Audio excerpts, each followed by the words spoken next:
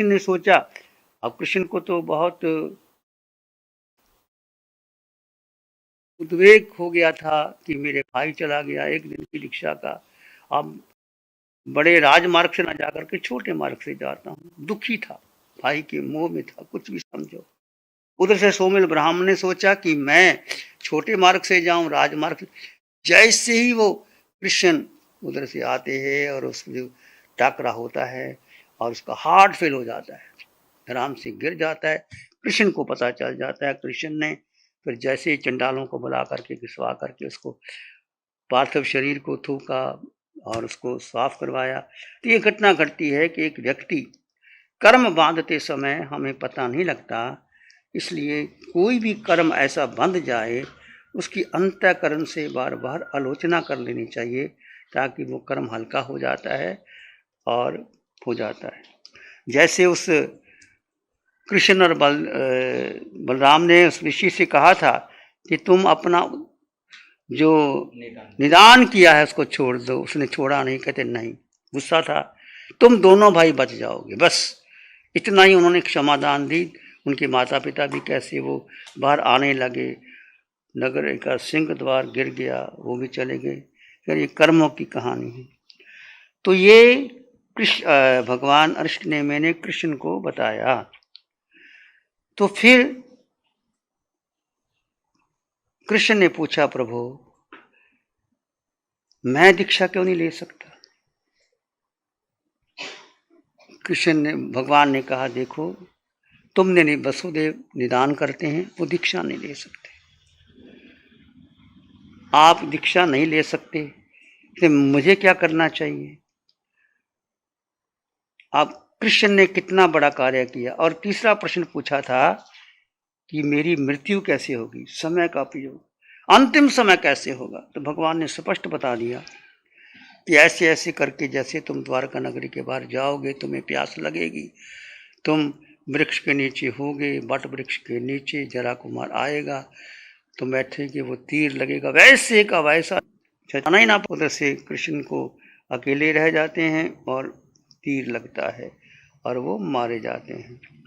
तो वही बता दिया कि अंतिम समय आपका कैसे होगा। अब हमें पता लगे कि आपको अधम गति में जाना पड़ेगा, तो हम क्या हो जाते हैं, बहुत आतुर ध्यान में चले जाते हैं। कृष्ण भी एक बार गए, परंतु भगवान ने समय दे दिए कि कृष्ण घबराने की बात नहीं, आगे का समय तुम्हारा बहुत उत्तम से उत्तम है।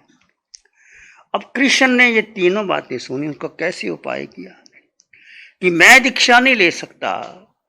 तो जैसे द्वारका नगरी में आए और द्वारका नगरी क्या के घोषणा कर दी, कोई सेठ, कोई राजा, कोई तलवर, कोई युवराज, कोई भी, मेरी रानी, पटरानी, पुत्र, कोई भी दीक्षा लेना चाहता है तो मेरी आज्ञा है, राजकोष से उसका सम्मान होगा और उसकी दीक्षा होगी और दीक्षा का सारा कार्यभार मेरे द्वारा होगा। तो जब ये घोषणा हो गई तो कृष्ण ने इतनी घोषणा करने के बाद उनकी पटरानियाँ, पद्मावती रानियाँ, कैसे एक सुकुमार रानियाँ थी, कृष्ण स्वयं भगवान नष्टनेमी के पास जाते हैं और उनको स्वागत करते हैं, उनका निकालते हैं, उसके बाद भगवान के पास लेके जाते हैं और भगवान दीक्षित करते हैं। कृष्ण ने एक बार वचन कह दिया तो पूरा किया, जो भी दीक्षा लेना चाहते थे। दीक्षा लेने से उनको क्या मिला, उनका तीर्थंकर गोत्र का बंद हो गया। स्वयं दीक्षा नहीं ले सकते थे, परंतु जो दीक्षा लेना चाहते हैं उनका सारा कार्यभार मैं देखूंगा। इससे हमें प्रेरणा मिलती है। आपके घर में कोई बेटा बेटी या कहीं भी कोई दीक्षा का भाव रखता हो तो आप उसको इनकार मत कीजिए। अक्सर ये होता है, आपका बेटा हो, कभी भी आप नहीं चाहते कि आपका बेटा दीक्षा ले, औरों का बेटा दीक्षा ले तो आपका धन है महाराज, धन है, जल्दी चलो, हम तुम्हारा धन कर देते हैं भाई। नहीं महाराज, अभी तो बहुत समय पड़ा, बाद में देखेंगे क्या करना।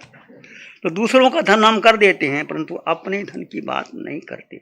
तो समय बीत जाता है, कोई नहीं रहता। अनंत काल में अनंत जन्म मरण किया, द्वारका नगरी देवताओं के द्वारा बसाई हुई, कितने हीरे ज्वारात सब चले गए, बड़े बड़े राजा महाराजा, काल के आगे कोई नहीं रह सकता। राजा भर्तृहरि कहते हैं, भोगा न भुक्ता वह में भुक्ता, तृष्णा न जीर्णा वह में जीर्णा, कालो न जाति वह में जाता।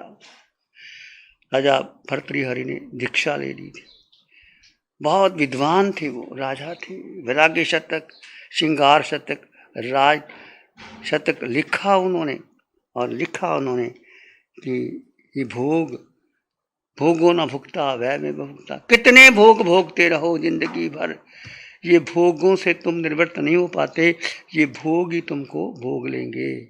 भोगो न भुगता वह में भुगता, तृष्णा न जीर्णा वह में जीर्णा, ये तृष्णा समाप्त नहीं होती। जैसे जैसे आप तृष्णा करते हो, तृष्णा बढ़ती चली जाती है, बढ़ती चली जाती है। तृष्णा का अंत करने के लिए अपनी इच्छाओं को, आकांक्षाओं को, मन को वश में करो, और मन को वश करके धीरे धीरे आप उसको शांत कर सकते हैं।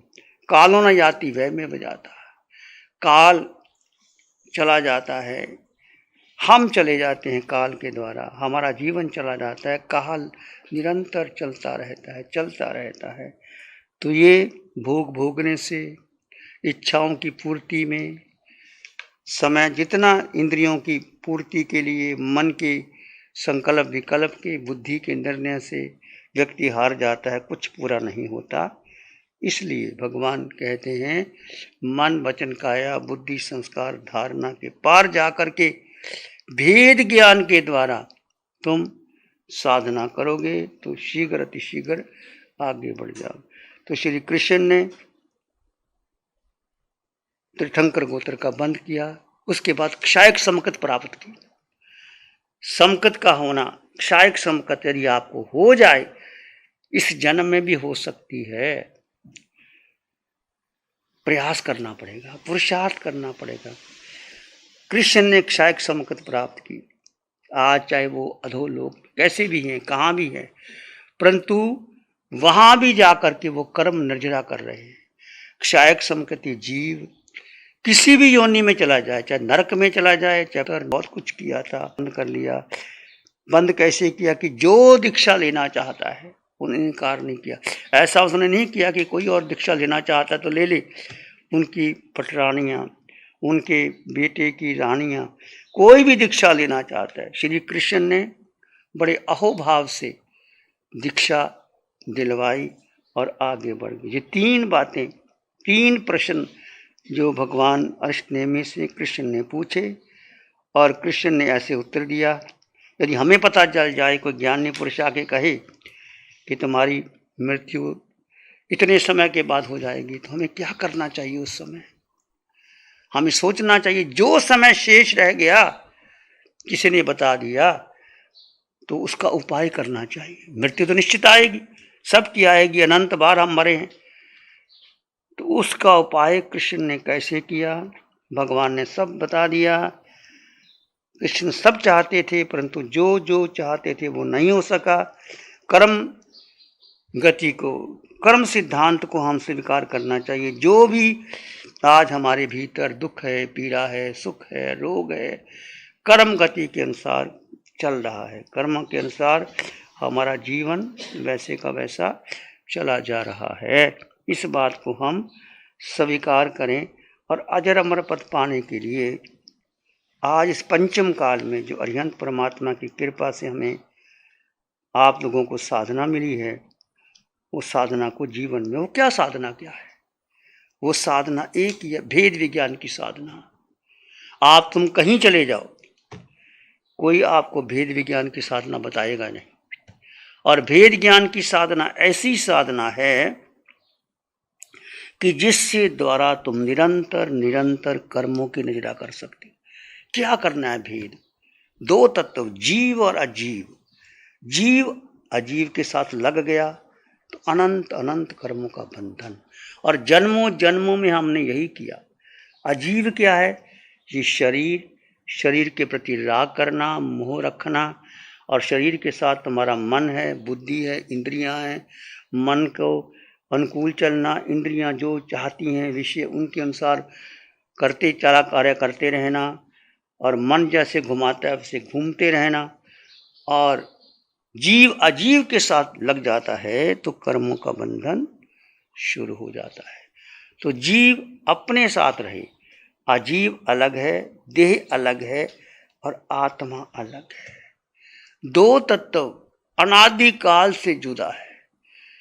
भगवान भी नहीं बता सकते कि जीव की शुरुआत कहाँ से हुई।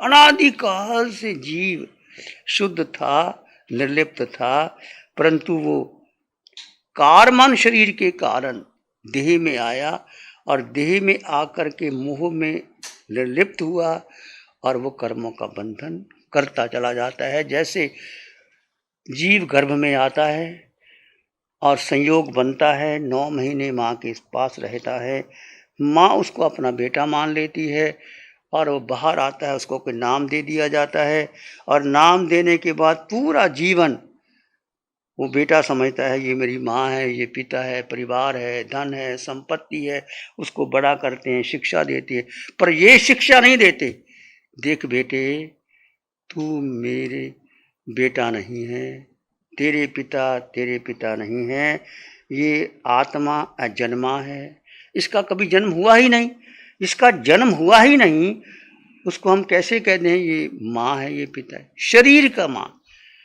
वो शरीर से माँ है और शरीर के पिता हैं, और आत्मा जिनवानी तेरी माँ है और अरिहंत तेरे पिता है। बच्चे को शुरुआत में ये शिक्षा देनी चाहिए, और शिक्षा एक बार नहीं, बार बार उस शिक्षा देते देते उस बच्चे को धर्म में दृढ़ करना चाहिए। और हम तो समझते हैं कि छोटा बच्चा है, चाहे 5 वर्ष का बच्चा है, चाहे बच्चे का जन्म ही हुआ है, माँ जब बच्चे को गोदी में लेती है, दूध पिलाती है, भगवान फरमाते हैं कि जब बच्चा गर्भ में होता है तो माँ बच्चे को गर्भ में भी संस्कार दे सकती है। देख बच्चे, तू शुद्ध है, बुद्ध है, निरंजन है, आत्मा में अनंत शक्ति है। तो बच्चा जो माँ चिंतन करती है, सोचती है, वही बच्चे पर प्रभाव पड़ता है। और जब बच्चा बाहर आता है, माँ की छाती से लगता है, माँ उसको बार बार यही शिक्षा देती है, तो बच्चा अवश्य धार्मिक होगा, बच्चा आगे बढ़ेगा, बच्चे में धर्म के संस्कार बहुत जल्दी आ जाएंगे। और बच्चे, हमने कई बार देखा है, जिन माताओं ने गर्भ में ध्यान शिविर किए हैं और उन्होंने आगे बढ़े हैं, तो बहुत इस बात का आप पूरा ध्यान रखें। छोटे बच्चों को, आप घर में कोई छोटा बच्चा है, उसको जरूर धर्म की शिक्षा दे। आपके पास बिठाइए, आप समय करते हैं, आपका बेटा छोटा बेटा, उसको पास में बिठाइए, उसको श्वास की गिनती सिखाइए, सोहम, या वैसे कही तो बैठ, बस आते जाते श्वास को देख, और तू अपनी आत्मा का रमन कर, चिंतन कर, वैसे वैसे जैसे करेगा वैसे वैसे वो हो जाएगा। हमने बहुत से बच्चों को देखा है, वो बच्चे वैसे वैसे बन जाते हैं। अब यहाँ छोटी बच्ची रमेश की पोत धोती है, निशा की लगती है, निशा जैसे संस्कार देती है उसको, वो वैसे वैसे वो सारे उसको पाठ याद हो गए। कोई भी साधु आए, उसको तिखत्तों के पाठ से वंदना करती है, शाम को प्रतिक्रमण में ले जाती है। बच्ची छोटी, उसको पता कुछ नहीं है, हो काय करती है, और तो मजाक में कर रही है। बड़े होकर के वो संस्कार बनते हैं।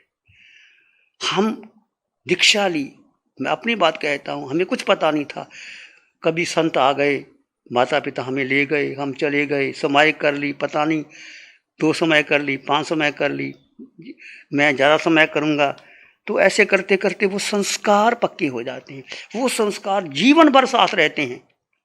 बाद में बच्चों को संस्कार दे, बच्चे नहीं मानते।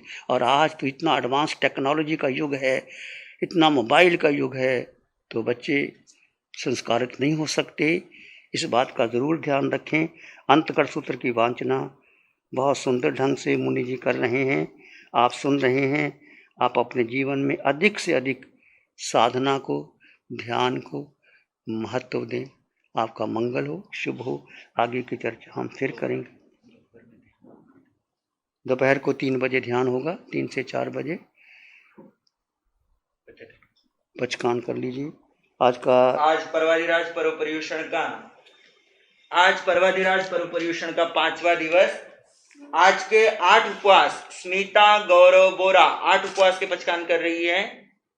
7 मिला के 8 हैं, ऑनलाइन पचकान कर रही है अपने घर पे। 7 मिला के 8 हर्षम बत्तम पचकामी TVMP आरम असनम खाइमंग सैमतन भोजन सहसा गाड़ में त्याग बोश्री बोश्री। आज के 7 उपवास 6 मिला के 7 16 बत्तम पचकामी TVMP आरम असनम खाइमंग साइमंग सनम भोजन सहसा गाड़ में त्याग बोश्री। आज के 6 उपवास गुंजन कोठारी मुंबई से, आरती जैन कलकत्ता से, इनके आज के 6 उपवास के पचकान है।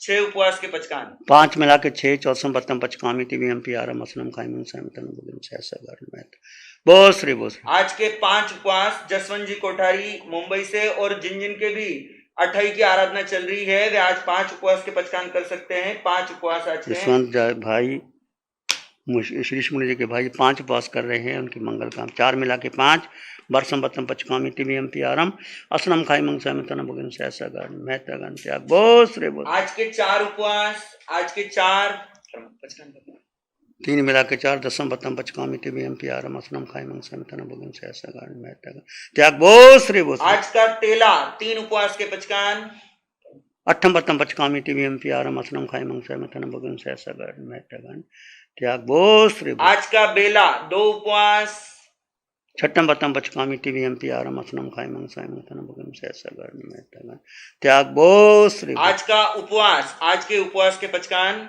ऐश्वर्या मुनि की भी 28 का पचकान कर लिया उन्होंने, रात उनकी भावना, आज सुबह 28 का पचकान किया ऐश्वर्या मुनि जी ने।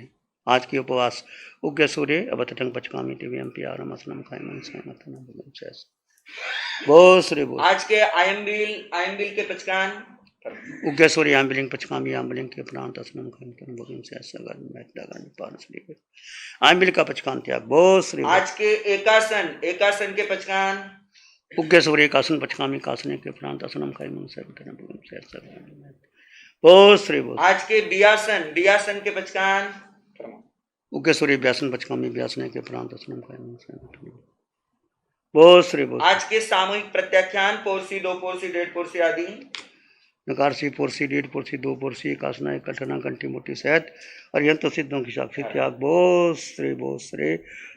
महापर्व परिशन के अंदर 8वां ही दिन आप दानशील तप भावना की आराधना करें। रात्रि भोजन का त्याग, शील का पालन और भी प्रत्याख्यान करना चाहते हैं, अपने व्यवसाय को कम कीजिए। अधिक से अधिक शास्त्र का वांचन, ध्यान, साधना, संबर, तप को महत्व दें। भेद ज्ञान की साधना करें। हार्दिक मंगल कामना सबके लिए। दोपहर में ठीक 2 मिनट पर लाइव प्रारंभ हो जाएगा। 3 बजे से ध्यान। आंखें बंद, मन वचन काया शांत, शरीर शांत, विचार शांत, सृष्टि शांत, वातावरण शांत, हर दिशा हर किनारा शांत। सिर के सिरे से पांव के अंगूठे तक अपने भीतर शुद्ध चेतना का एहसास कीजिए। तुम केवल केवल केवल आत्मा हो। यही एक सत्य है, अटल सत्य है, परम सत्य है, शाश्वत सत्य है। सिर के सिरे से पांव के अंगूठे तक अपने भीतर आत्म तत्व का अनुभव कीजिए। आत्म प्रदेशों के स्पंदन का अनुभव कीजिए। 2 तत्व जुदा जुदा हैं। एक आकार जो दिखाई देता है आपका देह, इंद्रियां, त्वचा। एक निराकार जो देह के भीतर निराकार तत्व है। भेद कर दीजिए, आकार और निराकार में भेद कर दीजिए और निराकार को महत्व दीजिए। आकार छूटेगा, निराकार शुद्ध है, निर्लिप्त है,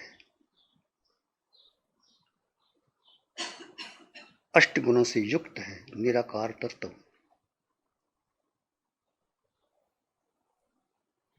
अनंत ज्ञान, अनंत दर्शन, अनंत सुख, अनंत शक्ति की संपदा इसमें समाई है। बाहर के कोई विचार, संस्कार, धारणा को महत्व ना देते हो, अपने भीतर भीतर उतर जाए और प्राणी मात्र के लिए मंगल की कामना कीजिए। आंग आंग बहती रहे, मैत्री ब्रह्मविहार आंग आंग बहती रहे। मैत्री ब्रह्मविहार मैत्री सुख शांति का मोक्ष पुरी का द्वार। सबका भला हो, सबका मंगल हो, सबका शुभ हो। इसी में एक लंबा गहरा सांस लें। अरिहंत परमात्मा के चरणों में कृतज्ञता ज्ञापित करें। एक और लंबा गहरा सांस। अरिहंत परमात्मा के चरणों में नमन और वंदन। दोनों हाथों को आंखों पे ले जाएं। हल्का सा स्पर्श। धीरे से आंखें खोल सकते हैं। नमो अरिहंतानंग, नमो सिद्धानंग, नमो आर्यनंग, नमो जयनंग, नमो लोय सब साहुनंग, धम्मो मंगल मुकिटी मंगलम, अरहंता मंगलम, सिद्धा मंगलम, साहु मंगलम, केवली पाणत्तो धम्मो मंगलम, चत्तारि लोकोत्तमा।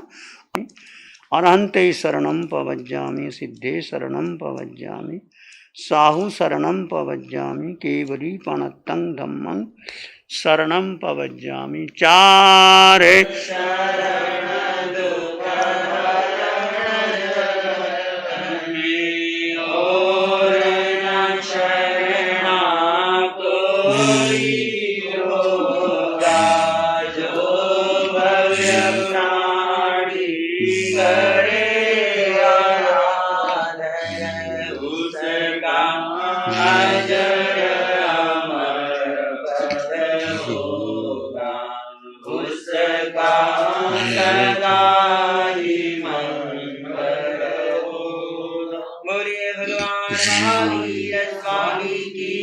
अरिहंत परमात्मा श्री सिमंदर स्वामी भगवान की, समस्त केवली भगवंतों की, परम उपकारी जिन शासन देव की, परम उपकारी जिन शासन माता की, आचार्य सम्राट पूज्य श्री आत्माराम जी महाराज साहब की, आचार्य सम्राट पूज्य श्री आनंद ऋषि जी महाराज साहब की, आचार्य सम्राट पूज्य श्री देवेंद्र मुनि जी महाराज साहब की, आचार्य सम्राट पूज्य श्री शिव मुनि जी महाराज साहब की, महाश्रवण पूज्य गुरुदेव श्री ज्ञान मुनि जी महाराज साहब की, सब साधु संतन की, जैन धर्म की, वितराग धर्म की, समस्त क्षारिक सम्यक की आत्माओं की, वर्धमान श्रवण संघ की वंदना करेंगे। टीक तो आया हीणम पयाही करेमी वंदामि नमंसामि सक्कारेमि सम्मानेमि कल्याणं